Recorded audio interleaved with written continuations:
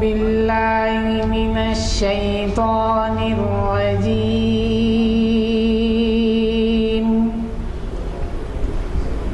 بسم الله الرحمن الرحيم.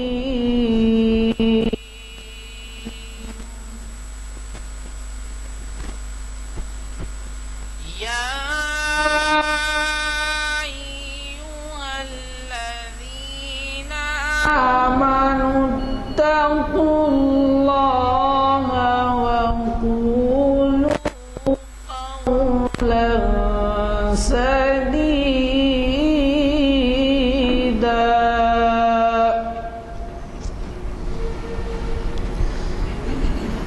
يا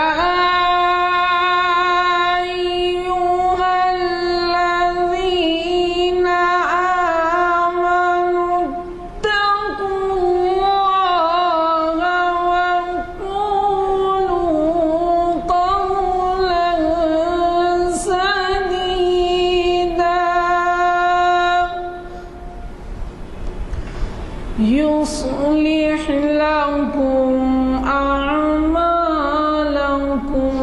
ويغفر لكم ذنوبكم ومن يطع الله ورسوله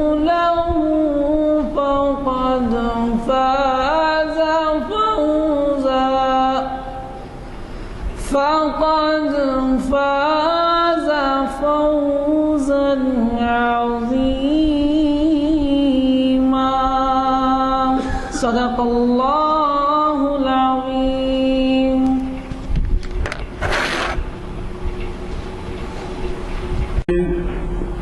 السلام علیکم. میں سید حامد حسینی، سماجی کارکن حزب قائد جناب غلام یزدانی صاحب کنوینئر محافل مسجد عالیہ گن فاؤنڈری. اب آپ کی خدمت میں آج کا عنوان اور مقرر صاحب کا تعارف پیش کر رہا ہوں. آپ حضرات پروفیسر سید راشد ندوی صاحب سے بخوبی واقف ہیں. موصوف خود کے تجویز کردہ عنوان اسلامی علوم کی تدوین ایک تاریخی جائزے پر روشنی ڈال رہے ہیں.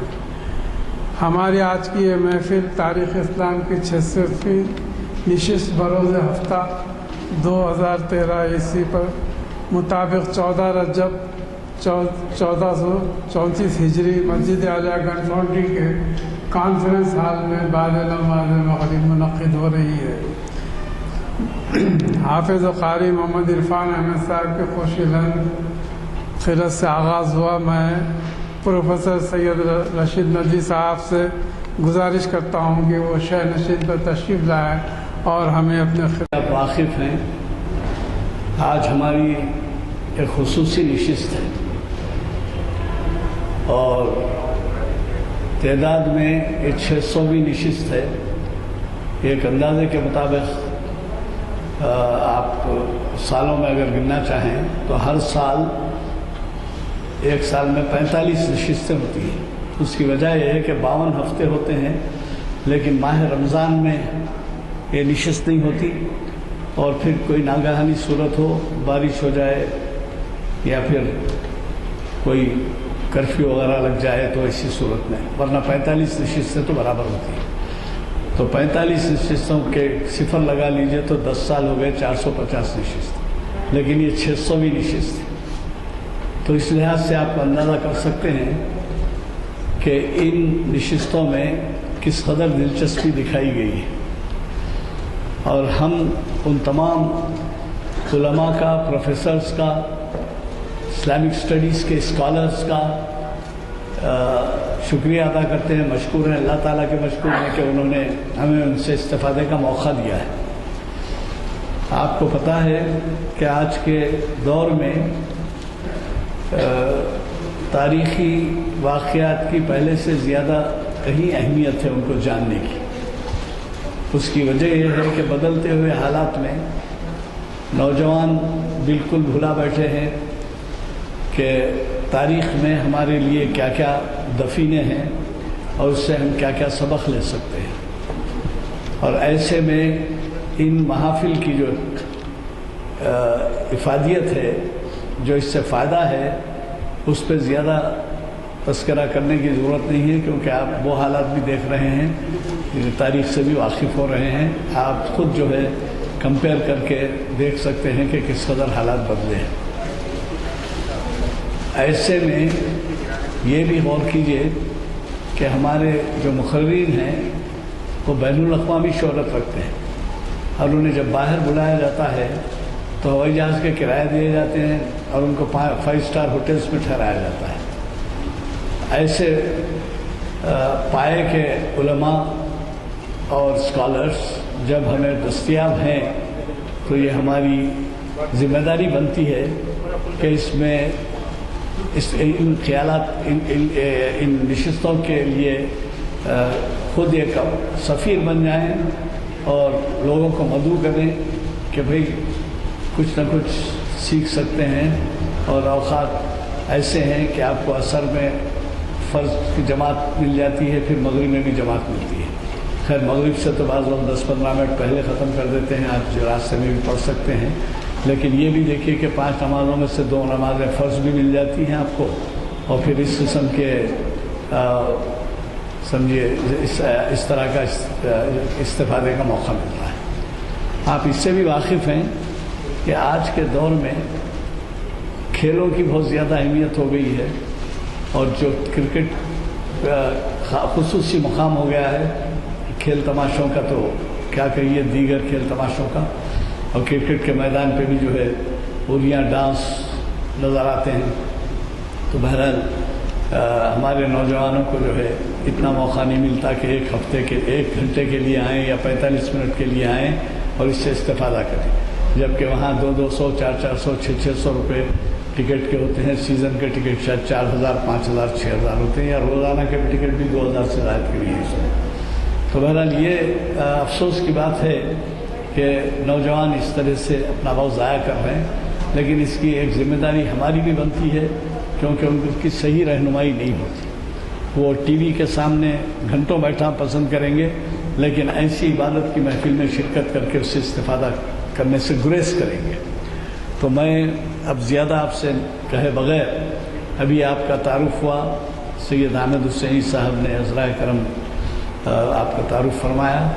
یہ بات کہ آپ واقف ہیں کہ آپ نے کئی دفعہ سماعت فرمایا ہے، اور آج کے مقرر صاحب جیسے کہ اس سے پہلے بھی کہا جا چکا ہے وہ پریزیڈنٹ کے ایوارڈ یافتہ ہیں، تو انہی کا دیا ہوا عنوان ہے، اور ہمیشہ ہم مقرر صاحب سے ہی عنوان مانتے ہیں۔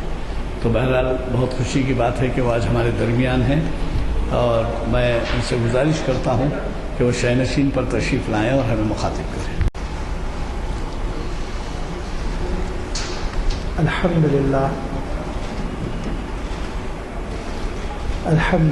رب العالمین، والصلاة والسلام علی سید المرسلین وعلی آلہ واصحابہ اجمعین، اما بعد، فقد قال اللہ تبارک و تعالی فی القرآن المجید والفرقان الحمید،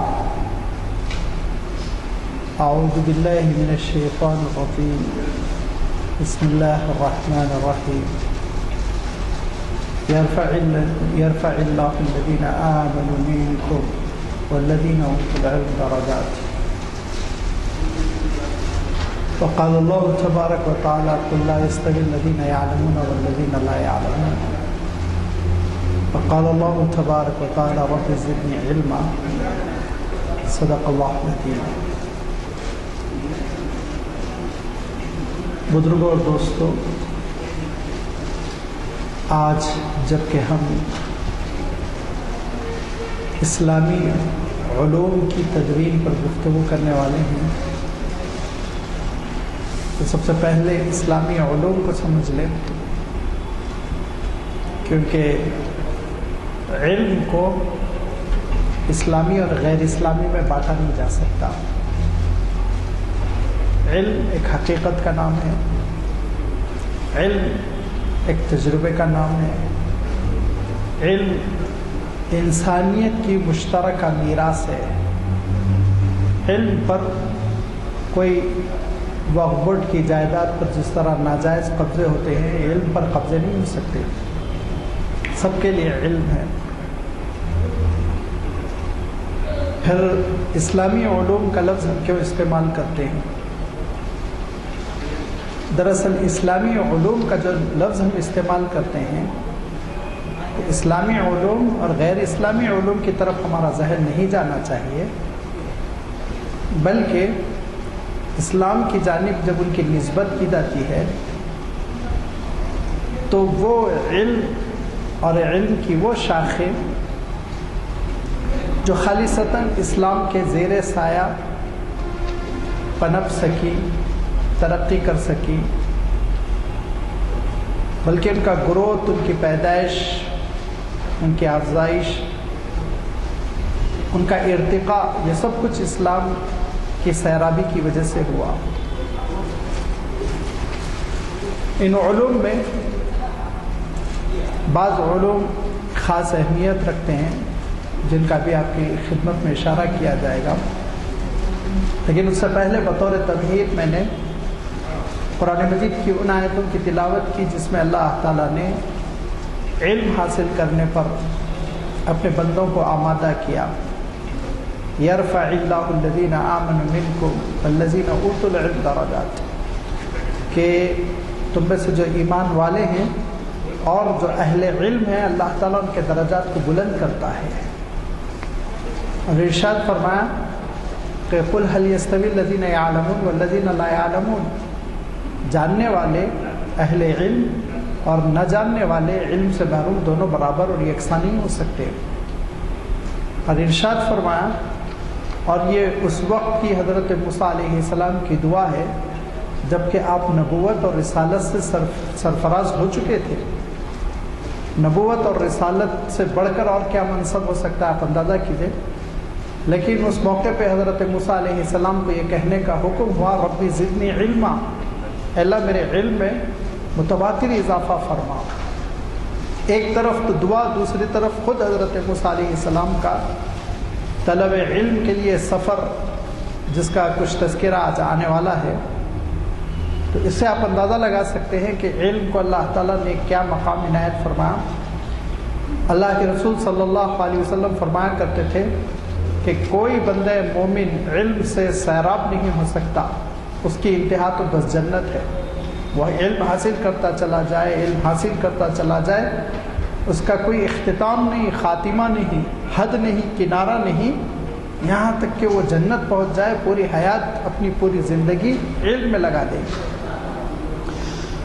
اسی لیے اللہ کے رسول صلی اللہ علیہ وسلم نے یہ بھی ارشاد فرمایا تھا کہ اگرچہ کہ چین ہی کیوں نہ جانا پڑے، چائنا کا سفر کرنا پڑے، تب بھی تم علم حاصل کرو۔ اور یہ ارشاد فرمایا تھا کہ دیکھو، ہر مسلمان پر مرد اور عورت کی تقسیم سے ایک طرح سے گویا صرف نظر کرتے ہوئے کہ نہ مرد کے لیے نہ عورت کے لیے، ہر فرد کے لیے یہ فرمان کہ علم حاصل کرنا عزیز ضروری ہے۔ یہی جذبہ تھا جو صحابہ کے اندر پیدا ہوا اور اللہ کے رسول صلی اللہ علیہ وسلم کے در پر پڑے رہے، جو صفہ کہلایا۔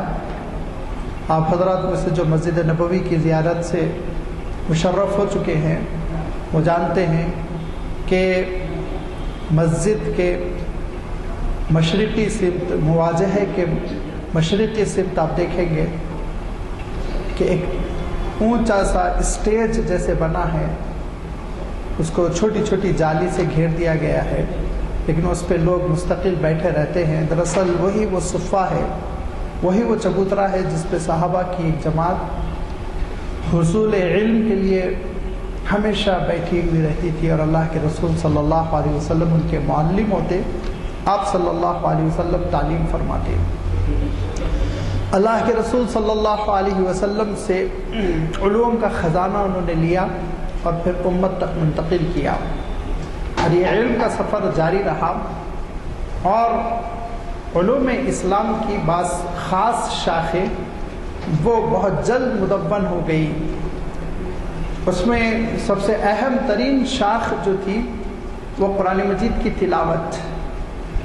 قرآن مجید اللہ کے کلام کی صحیح کیسے تلاوت ہو، اس پر بڑی محنت ہوئی، اور اس کی وجہ سے تجوید وجود میں آئی، وہ تجوید جو موجودہ دور میں فونیٹکس کے نام سے ایک نئی سائنس بنی ہوئی ہے، جس کی اپنی اہمیت ہے کہ الفاظ کیسے ادا کیے جائیں، اور الفاظ کی ادائیگی کے فرق سے معنوں میں کیا فرق آتا ہے، مخارج ان کے کیا ہیں، ان کی صفات کیا ہے، کون سے الفاظ ایسے ہیں جن کو نرم پڑھنا ہے، کون سے الفاظ ایسے ہیں جن کو پر پڑھنا ہے، یہ ساری بحثیں وجود میں آتی چلی گئی، اور پھر صحابہ سے تابعین، اور تابعین سے تبع تابعین، اور پھر یہ علوم تجوید کے نام سے، علم تجوید کے نام سے ساری امت میں یہ فن متداول ہوتا چلا گیا۔ اس کے بعد سے دوسرا اہم ترین مسئلہ تھا کہ قرآن مجید کو کیسے پڑھا جائے، کیونکہ اگر آپ فونیٹکس کی بات کرتے ہیں، فونولوجی کی بات کرتے ہیں، تجوید کی بات کرتے ہیں، تو یہ دراصل ایک لفظ سے بحث کرنے والا علم ہو گیا۔ ایک لفظ ہے، اس کو صحیح کیسے تلفظ کیا جائے، اس کا پروننسیشن کیا ہونا چاہیے۔ تو یہ جب آوازیں ملتی ہیں تو ایک لفظ وجود میں آتا ہے، آوازوں کے مجموعے کو آپ لفظ کہتے ہیں۔ آپ نے آ با لا ابل، تین آوازوں کے مجموعے کو آپ نے خاص انداز میں تعبیر کیا تو کلمہ ابل، ایک لفظ ابل وجود میں آیا۔ لیکن یہ کس کو بولتے ہیں، کس کے لیے یہ لفظ استعمال کیا جاتا ہے، اس پر جب غور و فکر کیا گیا، اس پہ جب بحثیں ہوئیں تو لغت کی وہ شاہکار بحثیں ہوئیں جس کی وجہ سے لیکسیکولوجی وجود میں آیا۔ اور آپ حیرت کریں گے کہ الفاظ کے معنوں کے لیے اور ان کے استدلال کے لیے، ان کی مختلف دلالتوں کے لیے، ان کے مراد کے لیے جو کتابیں لکھی گئیں وہ محض قرآن مجید کو سمجھنے کی خدمت سے، فہم قرآن کی نیت سے لکھی گئی، اور آج عربی کتب خانے کی وہ کتابیں زینت ہیں جو 1200-1300 سال پہلے لکھی گئی، مختلف ائمہ نے لکھی صرف اس لیے کہ اس لفظ کے کیا معنی ہیں۔ ایک لفظ اتفاقاً میں نے آپ کے سامنے بیان کیا، ابل، اس لفظ کے معنی اونٹ کے ہوتے ہیں، اکثر و بیشتر ہم لوگ جانتے ہیں، لیکن اتنی بحثیں ہوئیں اور اس لفظ کی تشریحات کرتے کرتے لوگوں نے بتلایا کہ عربوں میں یہ اونٹ ہی نہیں، بادلوں کے معنوں میں بھی عرب شاعروں نے اس کو استعمال کیا۔ اب اس کے لیے انہوں نے گلی کوچوں کا سفر کیا، صحرا بیابانوں کو چھاٹا، اور اس کے بعد سے مختلف عرب قوموں، قبیلوں اور شاعروں کے پاس اس کے استعمالات دیکھے، اور دیکھنے کے بعد پھر یہ سارے علوم مدون کیے کہ بادل کے معنوں میں کب اس کو استعمال کیا جاتا ہے، اونٹ کے معنوں میں کب اس کو استعمال کیا جاتا ہے۔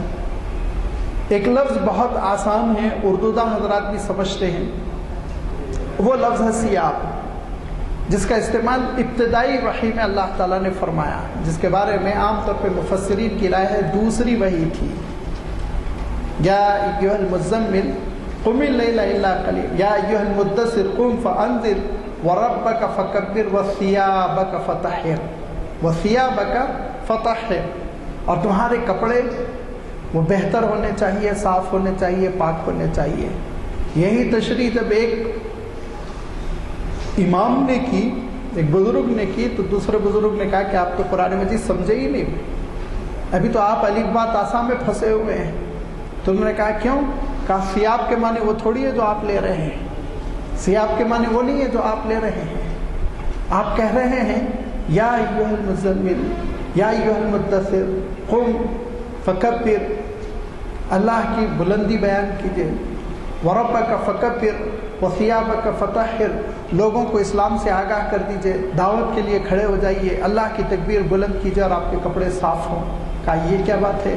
ایک دائی کے کپڑے تو بہت پہلے ہی سے پاک ہوتے ہیں، صاف ہوتے ہیں، نبی اور رسول سے یہ کہنا اپنے کپڑوں کو پاک رکھے عام، یہ تو ابھی آپ ابتدائی اسٹیج پہ پھنسے ہوئے ہیں۔ کہا اچھا اس کے کیا معنی ہیں پھر؟ سیاب سے آپ کیا معنی مراد لیتے ہیں؟ تو پھر ان بزرگ نے شعر پڑھا اور کہا کہ فشککت بالرمح الاصم ثیابہ، جنگ میں جب سورما ایک میرے خلاف تلوار لے کر آیا تو میں نے نیزے سے اس کے اثیاب، وہاں پہ لفظ استعمال کیا، نیزے سے میں نے اس کے، اب وہ شعر کی تشریح دیکھیے، کہتے ہیں نیزے سے کپڑے کاٹ دیے میں نے اس کے، فشککت بالرمح الاصم ثیابہ، تو کون سا بڑا کارنامہ آپ نے کیا، وہ تو ٹیلر بھی کرتا ہے کپڑے کاٹنا، کہاں یہاں ثیاب سے مراد سینہ ہے، نیزے سے میں نے اس کے سینے کو چھید دیا، اس کے بعد چیلوں اور گدوں کو اس کا گوشت میں نے کھلایا۔ تو شاعر نے یہاں پر ثیاب کو بطور سینہ استعمال کیا ہے، لہذا قرآن مجید میں بھی حضرت عبداللہ ابن عباس کہتے ہیں کہ وہ ثیاب کا فتحر، آپ کا دل صاف ستھرا ہو، نہ اس میں حسد ہو، نہ بغاوت ہو، نہ اس میں کینہ ہو، نہ ریاکاری ہو، اخلاص للہیت کے ساتھ کام کریں، یہ تشریح۔ تو یہ جب مناظرے ہوئے، یہ جب بحثیں ہوئی تو لازمی بات ہے یہ الفاظ مدون ہوتے چلے گئے، اور اس طرح سے آپ دیکھیں گے کہ بہت سی ڈکشنریز ہیں جو وجود میں آتی چلی گئی۔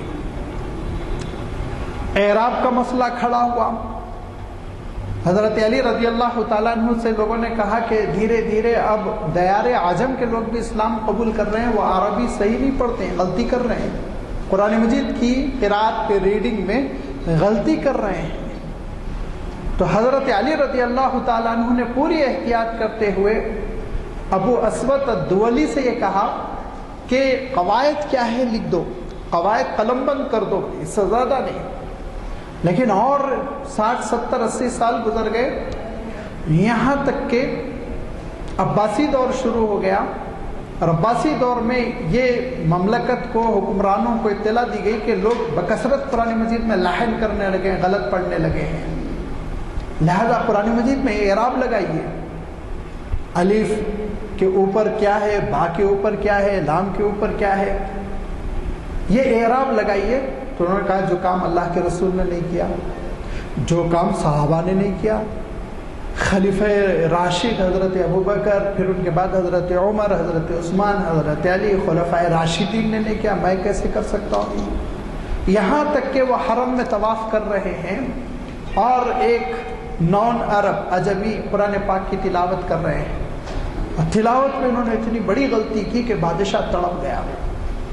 وہ صاحب تلاوت کر رہے ہیں، براءۃ من اللہ ورسولہ الی الذین عاہدتم من المشرکین ان اللہ بریء من المشرکین ورسولہ، بس وہ عرب تھا، بادشاہ ٹھٹک گیا، گھبراہٹ میں مبتلا ہو گیا، پسینہ پسینہ ہو گیا، کیونکہ آیت کا وہ مفہوم ہو جاتا ہے رسولہ پہ کسرہ لگانے سے جس کا ترجمہ ممکن نہیں، جس کا ترجمہ ممکن نہیں، اور اللہ کے رسول صلی اللہ علیہ وسلم کے ساتھ وہ گستاخی ہو جاتی ہے جو جان بوجھ کر اگر کرے تو کافر قرار پائے۔ بادشاہ گھبرا گیا اور اس نے کہا نہیں اب لگاؤ اعراب، زیر زبر پیش جس کو آپ کہتے ہیں عربی میں فتحہ اور کسرہ اور دمہ، یہ اعراب اب لگاؤ، لہذا اعراب لگائے گئے۔ اور قواعد کی کتابیں، گرامر کی کتابیں دو عنوان سے وجود میں آ گئی، صرف کے عنوان سے، نحو کے عنوان سے، مارفولوجی وجود میں آیا، اور اس کے ساتھ ساتھ سنٹیکس وجود میں آ گیا۔ اب اس کے بعد سے وقت گزر گیا، تقریباً 80-90 سال ہو گئے، ایک صدی گزرنے لگی اللہ کے رسول صلی اللہ علیہ وسلم کی وفات پر۔ تو پہلے تو یہ تھا کہ حضرت ابو ہریرہ کہتے تھے قال رسول اللہ صلی اللہ علیہ وسلم، تو سننے والا جانتا تھا حضرت ابو ہریرہ کون ہے، اور وہ جانتا تھا کہ اللہ کے رسول صلی اللہ علیہ وسلم کی شخصیت سے یہ روایت منسوب ہو رہی ہے۔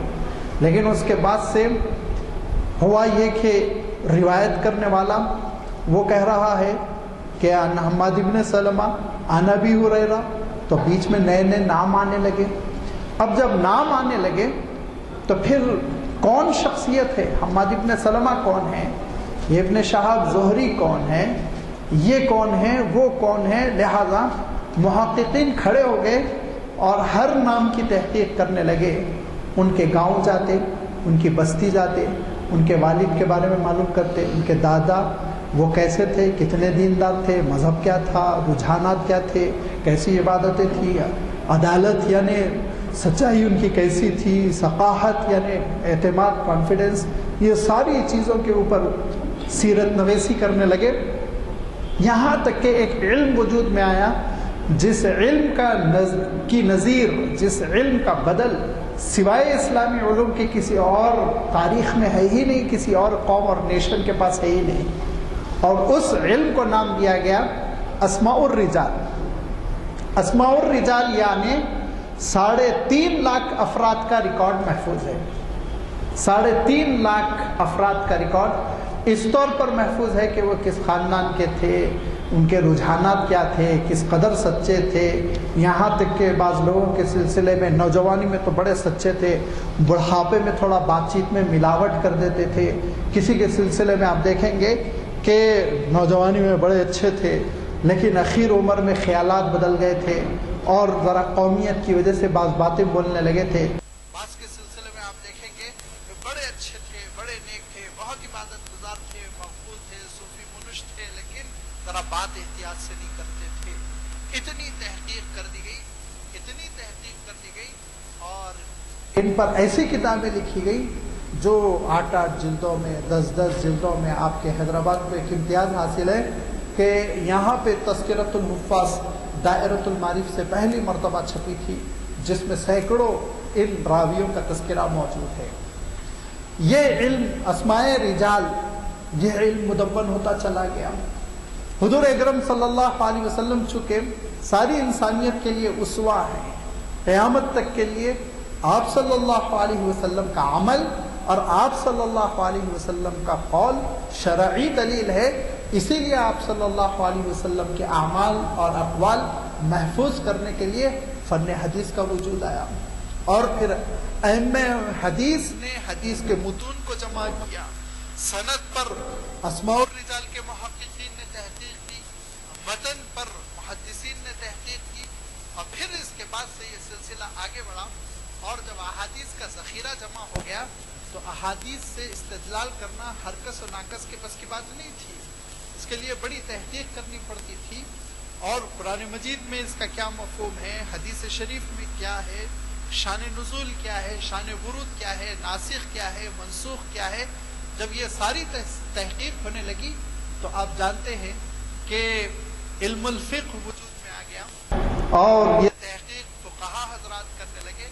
اس طرح سے آپ دیکھیں گے کہ اسلام کا وہ علم وجود میں آ گیا جس پر آج ایک مسلمان بجا طور پر فخر کر سکتا ہے، اور جس کو آپ اسلامک جوریسپروڈنس کہتے ہیں، فقہ اور اصول فقہ۔ یہ وہ علوم ہیں جو خالصتاً اسلام کے زیر سایہ پلے اور بڑھے۔ اور بھی بہت سے علوم ہیں، جغرافیہ پہ بحث کی جا سکتی، میتھمیٹکس پہ بحث کی جا سکتی ہے، اور سائنس کی بہت سی انکشافات پر بحث کی جا سکتی ہے، طب پر جو سائنس کی خاص شاخ ہے جس کا ایک اپنا ہیومن فیس ہے، میڈیکل سائنس، اس پہ بھی بہت کچھ کہا جا سکتا ہے، لیکن اس کو ابھی میں الگ رکھ رہا ہوں۔ اس وقت میں صرف اور صرف علم کی ان شاخوں کا تذکرہ کر رہا ہوں جن کا راست تعلق تھا اسلام سے، اور اسلام کے زیر سایہ وہ بڑھ رہے تھے، اور اسلام ان کو سیراب کرتا جا رہا تھا۔ یہ علوم دیکھتے دیکھتے کتابوں کی شکل میں محفوظ ہونے لگے۔ تو کیسے محفوظ ہونے لگے؟ میں اصلاً یہ چیز آپ کی خدمت میں رکھنا چاہتا ہوں کہ یہ بہت آسانی کے ساتھ کمپیوٹر میں فیڈ ہو کر ایک سی ڈی کی شکل میں آپ کو نہیں مل گئے۔ اتنی بڑی قربانیاں ہیں اسلاف کی، اتنی بڑی قربانیاں ہیں ان علوم کی تدوین میں جن کا ہم اندازہ نہیں کر سکتے۔ انہوں نے پورے زہد کے ساتھ دنیا ان کو دعوت دیتی رہی، اور دنیا کے منصب ان کو بلاتے رہے، اور بادشاہوں نے ان سے کہا ہم آپ کو آپ کی کتاب کے برابر سونا بھر بھر کے ترازو میں تول تول کے دے دیں گے، آپ ہمارے دربار سے منسلک ہو جائیے۔ لیکن ان ساری دعوتوں کے باوجود انہوں نے اخلاص کے ساتھ صرف اور صرف اللہ کی خوشنودی کے لیے ان علوم کی خدمت کی، تو کیا حشر ہوا؟ آپ جانتے ہیں امام بخاری رحمۃ اللہ علیہ جیسے امام، ان کا عالم یہ کہ مدینہ منورہ میں بھوک اور فاقے سے اس قدر پریشان ہوتے، طالب علم ہے، کوئی جاننے والا نہیں، ذریعہ آمدنی کچھ نہیں، لوگوں کے سامنے ہاتھ نہیں پھیلا سکتے، تو تو عالم یہ ہوتا کہ نان بائی جہاں روٹی پکاتا وہاں قریب جا کے بیٹھتے تھے کہ اس کی خوشبو سے تقویت ہو، روٹی کے پکنے کی خوشبو سے تقویت ہو۔ اور ایک حدیث کے امام یہ کہتے ہیں کہ میرا عالم یہ ہوا کہ متواتر بھوک سے چلنا پھرنا دوبھر ہو گیا۔ مسجد نبوی میں میں حاضر ہوا اور میں نے کہا بس اللہ الجوع الجوع، اللہ بھوک، اللہ بھوک۔ اس کے بعد وہیں گر گیا، میں ڈھیر ہو گیا، یہاں تک کہ میرے 2 ساتھی کمرے سے بھاگتے ہوئے آئے، کہنے لگے جلدی چلو جلدی چلو جلدی چلو، کمرے چلنا ہے۔ پھر مجھے اٹھا کے کمرے لے آئے۔ کمرے میں آنے کے بعد انہوں نے کہا عجیب و غریب واقعہ ہوا کہ ہم دونوں بیٹھے اپنی اسٹڈی کر رہے تھے، مطالعہ کر رہے تھے کہ کسی نے دروازہ کھٹکھٹایا۔ ہم نے دروازہ کھولا تو دیکھا ایک حسین و جمیل رئیس اپنے پورے اس لباس میں جو شاہانہ لباس ہوتا ہے، اس قومی لباس میں کھڑے ہوئے ہیں، اور 2-3 ان کے غلام ملازمین سروں پر خان لیے ہوئے ہیں، کسی پہ مشروبات ہے، کسی میں ماکولات ہے، کھانے پینے کی چیزیں، اور وہ دھڑادھڑ اتارنے لگے، کمرے میں رکھنے لگے اور کہنے لگے اگر تم لوگوں کو پریشانی تھی، بھوک تھی اور کسی قسم کی الجھن تھی تو مجھ سے کہنا چاہیے تھا، مجھ سے کیوں چھپایا؟ ہم لوگوں نے کہا چچا ایسی کوئی بات تو ہے نہیں، سمجھ میں نہیں آ رہا۔ نہیں، میری آنکھ لگی، میں نے اللہ کے رسول صلی اللہ علیہ وسلم کو خواب میں دیکھا جو سرزنش کر رہے ہیں، مجھے ڈانٹ رہے ہیں کہ مدینہ منورہ کے متمول ہو اور میرے مہمان بھوکے ڈھیر ہو رہے ہیں، لہذا ہم لوگ سمجھ گئے کہ یہ تمہاری بھوک ہے اور تم جو چھپاتے ہو، لہذا آؤ کھانے پینے کی اشیاء رکھی ہوئی ہیں، سامان رکھے ہوئے ہیں۔ ابو حاتم رازی ایک محدث ہے، بہت بڑے محدث ہیں، وہ یہ کہتے ہیں کہ میں حصول علم کے لیے جب نکلا تو میرا عالم یہ ہوا کہ بھوک لگنے لگی تو میرے پاس جو جوڑا تھا 1 جوڑا بیچ دیا، کچھ دن کھاتا رہا 2-4 روپیے، پھر دوسرا جوڑا بیچ دیا، اب تیسرا ایک ہی تنہا جوڑا میرے جسم پر رہ گیا۔ اب اس کے بعد سے تو بس بھوک ہی بھوک، بھوک ہی بھوک، یہاں تک کہ میں بھوک سے اتنا پریشان ہو گیا، اتنا پریشان ہو گیا کہ میرا چلنا پھرنا دوبھر ہو گیا۔ تو میرے ساتھ والے پہچان گئے کہ بھوک کا مارا ہے، لہذا پھر انہوں نے ایک اشرفی دی اور اس سے میرے کھانے پینے کا انتظام ہوا۔ یہ فقر و فاقہ برداشت کرنا، یہ قربانیاں دینا، اور عالم یہ کہ جیسے میں کہہ چکا ہوں کہ دنیا نے ان کو بڑی دعوت دی تھی۔ امام بخاری رحمۃ اللہ علیہ بہت ذہین تھے، ہر مرحلے میں ان کو دعوت دی گئی تھی آپ متعلق بن جائیے، آپ یہاں رہ جائیے، ہم آپ کو وظیفہ جاری کر دیں گے، لیکن آپ جانتے ہیں بخارا سمرقند سے سفر کرتے ہوئے اور دنیا بھر کے کونوں اور گوشوں کا سفر کرتے ہوئے ساری دنیا سے انہوں نے علوم حدیث کا اکتساب کیا اور اس کے بعد سے پھر اس کو محفوظ کیا، اور اللہ تعالیٰ نے ان کی کتاب کو مقبول فرمایا۔ آج وہ کتاب اہم ترین سورس میں سے ایک سورس ہے علوم نبوت کا۔ تاریخ کے ایک بہت بڑے ماہر تاریخ طبری، جن کا حوالہ اکثر و بیشتر آپ نے سنا ہوگا، اور پھر تفسیر طبری، ان کا عالم یہ کہ آخری عمر ہے، فتوحات کا زمانہ ہے، طلباء کی بھیڑ ہے اور طلباء جمع ہیں، کہنے لگے کہ میں چاہتا ہوں کہ علوم قرآن مدون کر دوں، پورے علوم تفسیر ڈکٹیٹ کرا دوں، تم لوگ لکھ لو گے؟ تو کہا حضرت کتنے صفحات ہوں گے؟ تو کہا یہ قریب 30,000 صفحات ہوں گے۔ تو طلباء نے کہا 30,000 صفحات تو اس میں تو ہم لوگ اکثر و بیشتر مر جائیں گے۔ کہا تم لوگ کی ہمتیں پست ہو گئی ہیں، تم لوگ کی ہمتیں پست ہو گئی، ٹھیک ہے میں خلاصہ قلم بند کراتا ہوں۔ خلاصہ انہوں نے قلم بند کرایا تو آج وہ خلاصہ متوسط سائز کی 30 جلدوں میں چھپتا ہے۔ تفسیر طبری اویلیبل ہے، لائبریریز میں جا کے آپ دیکھ سکتے ہیں، لیکن ان کے حصول علم کا کیا عالم تھا آپ اندازہ کیجئے کہ انہوں نے جب سفر کیا تھا گھر سے تو والدہ نے کچھ چیزیں کھانے پینے کی دے دی تھی، اور ان چیزوں میں کلچے تھے، کلچے بنا کے ان کے ساتھ ٹفن میں کر دیے گئے تھے، اور وہ کلچوں کے لیے انہوں نے جس سالن کا انتخاب کیا، آپ قربان جائیے وہ سالن آج تک بغیر فریج کے تازہ ہے، آج تک بازار میں، آج تک گھروں میں اویلیبل ہے۔ وہ سالن تھا پانی میں کلچے ڈبایا کرتے تھے، نرم کر کے کھا لیا کرتے تھے، اور اس طرح سے وہ چلتے گئے، سفر کرتے گئے، اور پھر اس کے بعد سے 20 مقامات پر انہوں نے علم حاصل کیا۔ बीसियों अइम्मा से उन्होंने इल्म हासिल किया, इक्तिसाब फैज़ किया, अपने सीने में महफूज किया, यहाँ तक कि इमाम बने तो तारीख़ तबरी वजूद में आई, तफसीर तबरी वजूद में आई। और कहने वाला ये कहता है कि इमाम इब्न कसीर रहमतुल्लाह अलैह की तफसीर कुछ भी नहीं सिवाय इसके कि तफसीर तबरी का खुलासा है, जिसको उम्मुत तफासिर समझा जाता है। उस तफसीर के बारे में लोग कहते हैं कि वो तो तबरी का खुलासा है, इतनी अजीम शान तफसीर वजूद में आई।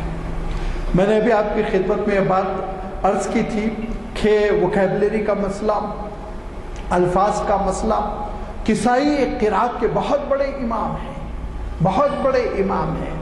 वो इमाम, उनका आलम यह है कि बिल्कुल इब्तदाई तालीम हासिल किए हुए नौजवान और कुछ मजदूरी वजदूरी करते हैं, लिहाजा शाम में अइम्मा की एक बसरा में मजलिस जमी हुई है, बड़े बड़े लोग हैं उसमें अहले इल्म, वहाँ गए, बैठते बैठते कहा आइए तो, कहा आइए तो एक साहब ने टोका, साहिबजादे अगर तुम ये बोलना चाह रहे मैं बहुत थक गया तो आइए तो बोलो अलीफ के साथ, और अगर तुम ये बोलना चाहते हो कि मैं सुबह से मशगूल रहा तो तुम आइए तो बोलो बग़ैर तजदीद के। तो इतनी उन्होंने शर्मिंदगी महसूस की, इतनी शर्मिंदगी महसूस की, पूछा कि अब मैं किससे इल्म हासिल करूं, इस फ़न का इमाम कौन है? तो बताया कि इस इल्म के इमाम हैं खलील फराहिदी, खलील फराहिदी। लिहाजा बसरा से कूफा गए, कूफा जाने के बाद उनके पास पड़े हुए हैं, सीख रहे हैं अल्हम्दुलिल्लाह। बहुत बड़े इमाम थे इमाम खलील फराहिदी। किताबुल आइन उन्होंने लिखी जो पहली अरबिक डिक्शनरी समझी जाती है, उनके दर पर पड़े हुए हैं। यहाँ तक कि एक मजदूर जैसे देहाती बद्दू अरब के, वो कहने लगे तुम यहाँ क्यों पड़े हुए हो, क्या इनसे सीखते रहते हो? तो कहा मैं अरबी उलूम सीख रहा हूँ, ज़बान, अरबी ज़बान सीख रहा हूँ, अल्फाज सीख रहा हूँ, कवायद सीख रहा हूँ। तो हंस पड़े हुए। कहा हंसने की क्या वजह? कहा खलील से पूछा उन्होंने अरबी कहाँ सीखी, खलील से भी तो पूछ लेते। और परेशानी हुई। फिर इमाम साहब से मुलाकात हुई, अपने उस्ताद से जब मुलाकात हुई तो कहा हज़रत आपने अरबी कहाँ सीखी? तो उन्होंने कहा हिजाज, तिहामा, नजद के देहातियों, बद्दुओं और आराबियों के दरमियान रहकर मैंने अरबी सीखी। तो कहा जब आपका सोर्स हुआ है तो फिर मैं भी चला यहाँ से, मैं भी जाऊँगा। लिहाजा वो निकल पड़े, हिजाज पहुँचे, देहातियों के दरमियान बैठ रहे हैं, उनसे पूछ रहे हैं तुम्हारे अल्फाज के इस्तेमालात क्या है, गुस्से में क्या बोलते हो, खुशी में क्या बोलते हो, गम में क्या बोलते हो, कब क्या बोलते हो, कौन सा लफ्ज़ कहाँ कैसे इस्तेमाल करते हो। लिहाजा मुख्तलिफ कबीलों में 20 साल फिरने के बाद इमाम किसाई बने, इमाम बनकर वो निकले। और फिर उसके बाद से उन्होंने क़िराअत के उलूम को मुदव्वन किया और लुग़त के उलूम को मुदव्वन किया। ये वो उलूम जिसका सरमाया आज हमारे पास पहुँचा हुआ है किताबी शक्ल में। तो इनका आलम ये हुआ कि इनको डिक्टेट किया जाता था, प्रेस का तसव्वुर नहीं था, प्रेस का तसव्वुर नहीं था। तो एक इमाम है तबरानी, और हदीस के बड़े अच्छे जामे तबरानी उनकी मशहूर किताब है। तो उनका आलम ये कि वो मखतूतात लिखते थे, नुस्खे कॉपी करते थे, मुख्तलिफ नुस्खे। प्रिंट का ज़माना नहीं है, प्रेस का तसव्वुर नहीं, लिहाजा वो लिखते थे। तो वो पेन जो बॉल पेन, इंक पेन हमारे पास राइज है वो नहीं हुआ करते थे, कलम छील के बनाए जाते थे, लकड़ी के कलम छील के, लकड़ियों को छील के बनाया जाता था। तो छीलने से जो बुरादा जमा हुआ था, उनकी वफ़ात के बाद उसी बुरादे से उनका पानी गर्म किया गया और गुस्ल दिया गया। इतना बुरादा था, इतना बुरादा था। इतने सफ़ात उन्होंने लिखे थे कि उनके वफ़ात के बाद उनके लिखे हुए सफ़ात के संदूकों को उठाया गया तो 18 संदूक थे जिसमें पूरी की पूरी किताबें। आज आप मालूम करें, आज के दिन में मैं कह रहा हूँ, आप मालूम कीजिए जर्मनी में आपके कितने मखतूतात हैं, मालूम कीजिए लंदन में कितने मखतूतात हैं, मालूम कीजिए इस्तांबुल में, तुर्की में कितने मखतूतात हैं, मालूम कीजिए, और मदीना मुनव्वरा में कितने मखतूतात हैं, मालूम कीजिए, हलब में, इस्कंदरिया में कितने मखतूतात हैं, मालूम कीजिए। और अगर इतना सफ़र मुश्किल है और इतना रिसर्च मुश्किल है तो फिर आप ऐसा कीजिए, सालार जंग म्यूज़ियम में अरबी मखतूतात कितने हैं, मालूम कीजिए।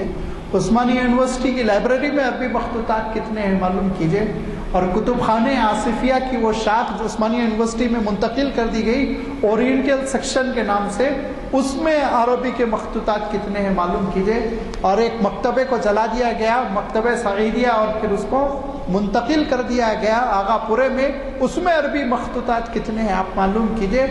یہ وہ مخطوطات ہے جس کو ہمارے اسلاف نے سیاہی اور قلم سے نہیں، اپنے سینے کے خون سے لکھا ہے، اپنے سینے کے خون سے لکھ کر محفوظ کیا۔ بھری ہوئی ہے دنیا بھری ہوئی ہے ان سارے مخطوطات سے، علوم منتقل ہوتے چلے گئے۔ اور میں صاف کہہ چکا ہوں کہ میں ابھی طب کی بات نہیں کر رہا ہوں، میڈیکل سائنس کی۔ آپ ہی کی دائرۃ المعارف اکیڈمی ہے جس نے الحاوی فی الطب کی 20 جلدیں شائع کی عربی میں، جس میں زکریا رازی پہلا وہ طبیب ہے جس نے سرجری کا تصور دیا ہے، سرجری کا تصور دیا ہے۔ جغرافیہ میں ابو ادریس نے کیا کیا اور فلاں علوم میں فلاں نے کیا کیا، یہ تو ایک بہت بڑی داستان ہے۔ صرف علوم اسلامی، اس کی تدوین میں ہمارے اسلاف نے جو قربانیاں دی اور جن ہمتوں کے ساتھ جن چیزوں کو جمع کیا، تو افسوس کے ساتھ کہنا پڑتا ہے ان چیزوں کو مدون کرنا، لکھنا، تصنیف کرنا، تالیف کرنا تو بہت بڑی بات ہے، بہت بڑی بات ہے۔ ان کا مطالعہ ہم نہیں کر پا رہے ہیں، ان کا ہم مطالعہ نہیں کر پا رہے ہیں، ہم کو مطالعہ کرنے کی ضرورت ہے۔ ایک امام کے سلسلے میں ان کی وفات کے بعد ان کے اوراق گنے گئے تو ان کے زندگی کے دن اور اوراق کو ملٹیپلائی کیا، ڈیوائڈ کیا گیا تو پتہ چلا ہر دن 14 صفحے وہ لکھتے تھے، ہر دن 14 صفحے۔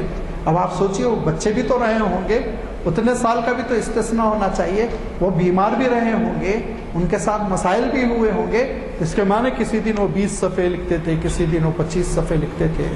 اسی لیے کسی مفکر نے کہا کہ چونکہ اس امت کے سفر کا آغاز اقرا باسم ربک الذی خلق سے ہوا، اسی لیے اس امت کے علماء کثیر التصانیف ہوتے ہیں، ان کی تصنیفات بہت زیادہ ہوتی ہیں جن سے ہم سب کو استفادہ کرنا چاہیے تاکہ ہم کو پتہ چلے کہ اسلامی علوم کیسے مدون ہوئے اور تاریخ میں ان کا اپنا کیا مقام ہے، انسانی مکتبہ میں ان کی اپنی کیا حیثیت ہے، اور پھر اس طرح سے علم کا قافلہ چلتا رہے اور ہم بھی علم منتقل کرنے والے بنے۔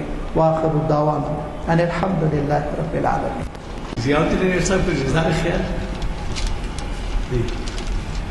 تو البتہ ضیاء الدین صاحب کا چونکہ ہاں آئیے، تشریف لائیے کہ ہمیں اس بات کی طرف دھیان دینا ہے کہ زیادہ سے زیادہ تعداد میں استفادہ ہو، اور خصوصاً آپ اس کا بھی خیال رکھیں کہ نوجوان طبقہ زیادہ شریک ہو تو بہتر ہے، ورنہ اس کی ذمہ داری ہم سب پہ ہوگی کہ ایسے جنریشن کو ہم نے جنم دیا ہے جو ان علوم سے واقف نہیں ہے۔ دوسرے کہ آپ کے پاس میرا خیال ہے کہ بلیٹنز پہنچ چکے ہوں گے۔ آپ کو تو معلوم ہے ہفتہ ہمارا پہلا پروگرام ہوتا ہے، اور اس کے بعد پیر اور چہارشنبے کا، تو پیر کے دن کا پروگرام بھی بڑا اہم ہے۔ آج ہمارے درمیان پیر کے مقرر صاحب بھی ہیں یہاں پر موجود، وہ ہے اس کی اہمیت کی وجہ سے میں دہرا رہا ہوں، کامیاب زندگی کا قرآنی تصور۔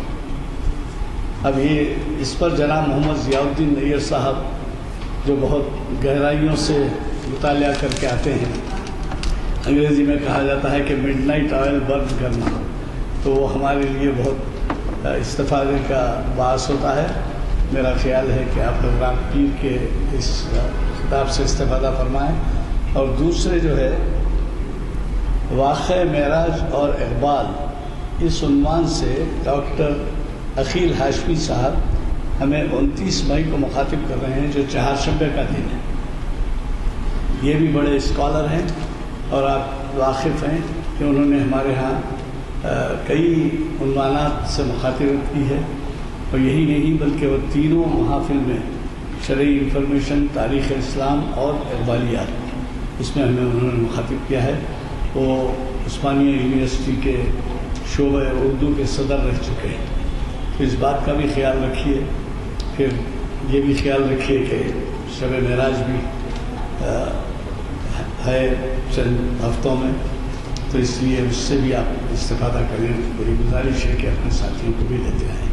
یہ اگلے پروگرام کے بارے میں ہے، اور میں آپ کے کتاب پہ تبصرہ کرنے سے تو قاصر ہوں، کیونکہ وہ بہت ہی گہرائیوں میں لے گئے اور ہمیں کئی ایسی باتوں کا علم ہوا جس کو ہم سرسری طور پر جانتے ہیں، ورنہ اتنی عمیق اور گہری تحقیق سے ہم ناواقف ہیں.